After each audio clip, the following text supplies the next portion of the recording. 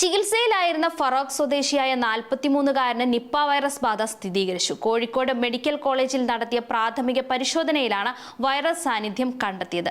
ഒരാഴ്ച മുൻപ് കടുത്ത പനിയോടെയാണ് ഇയാൾ ആശുപത്രിയിൽ പ്രവേശിപ്പിച്ചത്. പിന്നീട് രോഗലക്ഷണങ്ങൾ കാണിക്കുകയും ആരോഗ്യനില വഷളാകുകയുമായിരുന്നു. രോഗബാധയുടെ പശ്ചാത്തലത്തിൽ രോഗിയുടെ സമ്പർക്ക പട്ടിക തയ്യാറാക്കാനും വൈറസിന്റെ ഉറവിടം കണ്ടെത്താനുമുള്ള നടപടികൾ ആരംഭിച്ചതായി ആരോഗ്യവകുപ്പ് അറിയിച്ചിട്ടുണ്ട്. വവ്വാലുകളിൽ നിന്നോ പന്നികളിൽ നിന്നോ പകരാൻ സാധ്യതയുള്ള ഒരു ജന്തുജന്യ വൈറസ് രോഗമാണ് നിപ്പ.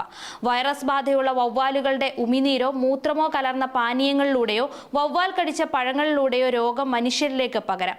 പനിയോടൊപ്പം ശരീരവേദന, തലവേദന, ശ്വാസതടസ്സം, ഛർദി, ബോധക്ഷയം തുടങ്ങിയവയാണ് പ്രധാന ലക്ഷണങ്ങൾ.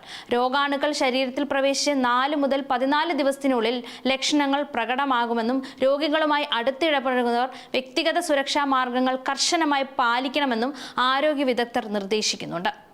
കേരളത്തിൽ വീണ്ടും നിപ്പ സ്ഥിരീകരിച്ച സാഹചര്യത്തിൽ സ്ഥിതിഗതികൾ സൂക്ഷ്മമായി നിരീക്ഷിക്കുകയാണ് കേന്ദ്ര സർക്കാർ. സംസ്ഥാനത്തെ നിലവിലെ അവസ്ഥ അതീവ ഗൗരവത്തോടെയാണ് കേന്ദ്ര ആരോഗ്യ മന്ത്രാലയം വീക്ഷിക്കുന്നത്. രോഗവ്യാപനം തടയുന്നതിനായുള്ള എല്ലാവിധ പിന്തുണയും സാഹചര്യങ്ങളും ഉറപ്പാക്കിയിട്ടുണ്ടെന്ന് കേന്ദ്ര ആരോഗ്യ മന്ത്രാലയം അറിയിച്ചു.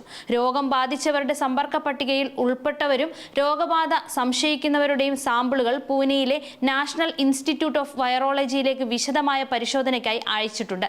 ഇവിടെ നിന്നുള്ള ഔദ്യോഗിക ഫലപ്രഖ്യാപനത്തിന് ശേഷം മാത്രമേ വൈറസ് ബാധയുടെ തീവ്രതയും കൃത്യമായ ഉറവിടവും സംബന്ധിച്ച് കൂടുതൽ വ്യക്തത വരികയുള്ളൂ. പരിശോധനാ ഫലങ്ങൾ എത്രയും വേഗം ലഭിക്കാനുള്ള നടപടികൾ പൂർത്തിയായിട്ടുണ്ട്.